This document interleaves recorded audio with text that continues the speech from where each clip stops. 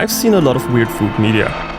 Will Smith eating spaghetti, Nico Caro avocado, those really sus scenes in Food Wars, but nothing could have prepared me for Dungeon Meshi.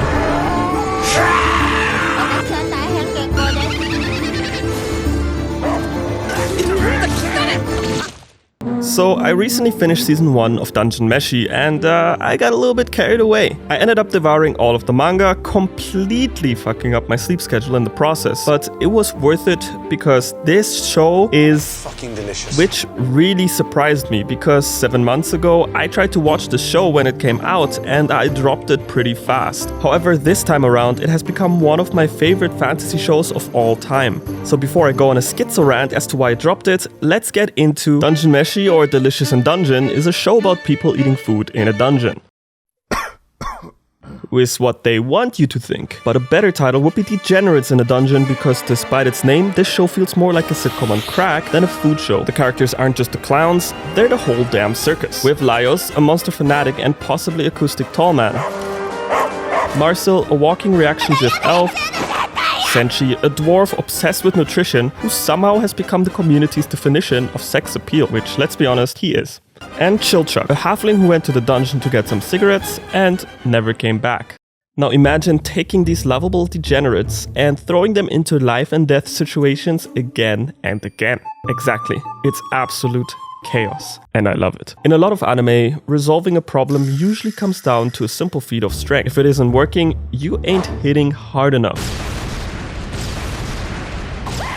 But in order to survive in Dungeon Meshi, you need to improvise, adapt, and overcome. This leads to some insane action sequences that manage to be drop-dead hilarious, but also epic at the same time. And I don't even know how they balance these tones. But especially the Red Dragon fight is so raw and epic, this shouldn't even be possible considering the fight ends like this.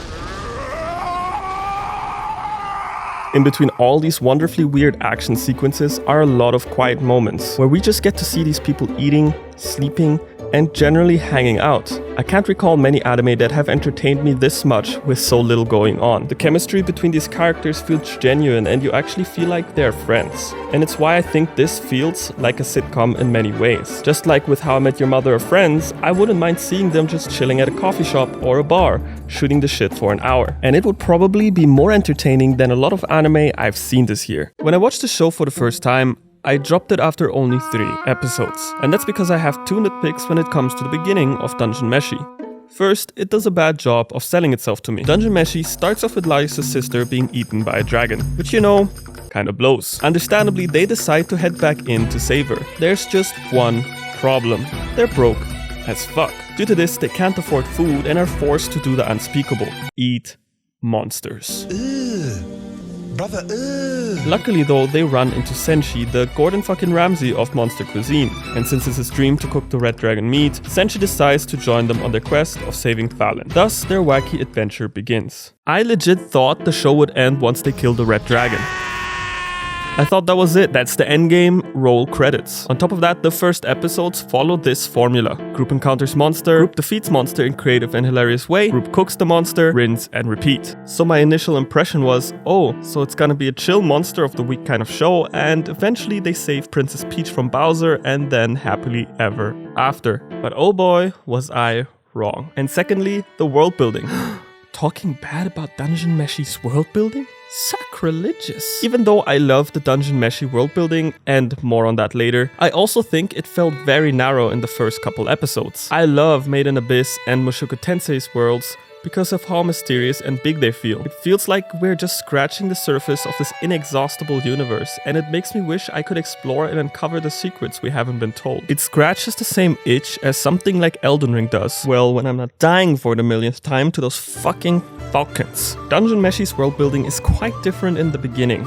The early floors are well explored and there are little to no secrets or surprises left. To top it off, a lot of the locations lack a sense of grandness. We're going through tight corridors, and even when there's a big forest, there wasn't really any shot to show us its scale. However, the show did 2 things that solved these issues for me. First, vivariums. I'm sure I'm not the only one who has had a vivarium phase on YouTube, right?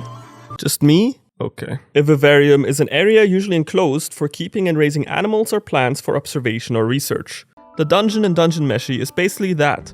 a vivarium. In episode 8, we get shown how dungeons are created, and it has to be carefully designed so everything is balanced. This is a great metaphor for what the author does with the world building of the show. She uses well-known monster tropes like the slime, siren, or moving armor, and puts a twist on them that not only makes them feel fresh, but even more impressively also shows their role in a larger ecosystem of the dungeon. A good example of this is the way treasure bugs and mimics interact. It really feels like every detail of this dungeon has been meticulously thought through, and everything interacts in a way that makes sense. I personally have a goopy goblin gamer brain, so I skip over some of the details at times, but if you're the kind of person who loves to know how everything functions, the world of Dungeon Meshi is exactly for you. The second thing that really started making me love this world is when we get introduced to elements outside the dungeon. Different races, historical and political conflicts, and the fact that there are more dungeons out there helps add this feeling of a vast world that I was missing so much in the first couple episodes. This kind of grander scale is especially true when I was reading deeper into the manga, because even though I think season 1 is great, the part of the story that hasn't been animated yet is what truly made me think this is one of my favorite fantasy anime of all time. The longer the story goes on, the darker it becomes. And at the end, you look back and think to yourself, how the fuck did we get here? It also does something that almost all manga and anime failed to do: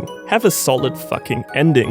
It honestly answers all the things that you needed to know, and wraps up the story in a thematically great way. I couldn't think of any way to make this ending better, and after reading those chapters, it gave me a lot to reflect on. And that's because of how Dungeon Meshi uses. It takes food anime, a genre generally known for lighthearted comfort and whatever the fuck this is, and somehow manages to use food and consumption to explore some heavy themes such as hope, depression, greed, environmentalism, morality, and so much more. It pushed the boundaries of what I thought was possible with the food genre, and who knows, if season 2 is done well, this might become a modern classic.